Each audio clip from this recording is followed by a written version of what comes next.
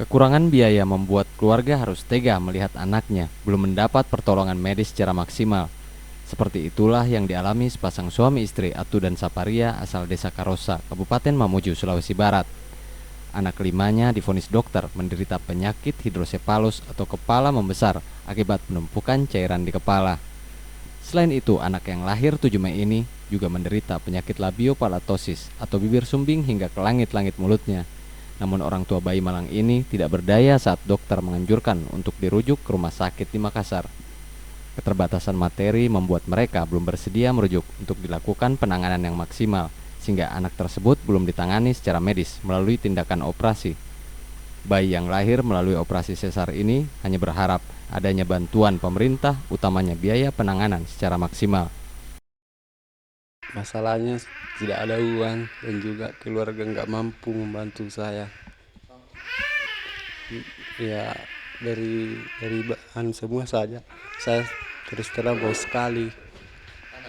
Iya, iya, iya.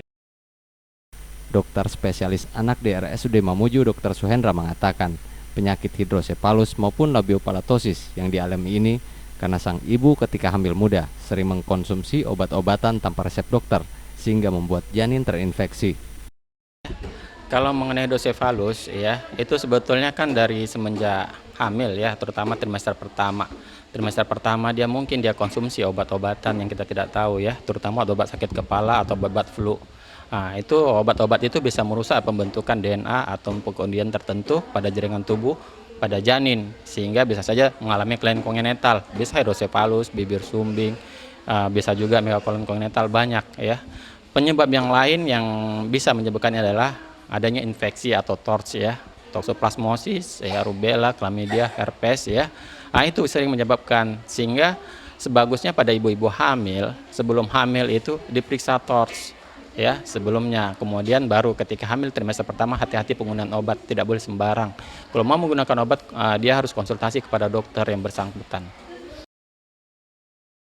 Sementara itu, Direktur RSUD Mamuju, Sulawesi Barat, Dr. Titin Hayati mengakui tidak memberikan penanganan maksimal karena pihaknya belum memiliki fasilitas memadai, termasuk alat operasi bedah saraf. Untuk itu, Direktur Rumah Sakit berharap pasien diminta untuk dirujuk ke rumah sakit yang lebih lengkap.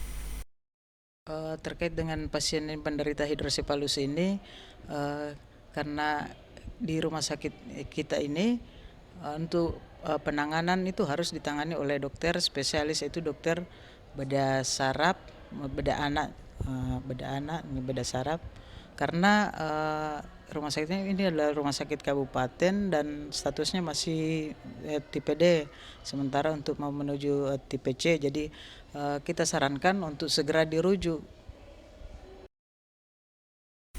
Titin menambahkan bayi yang belum diberi nama ini memang sejak lahir tidak normal karena ukuran kepalanya mencapai 39 cm yang idealnya adalah 30 cm.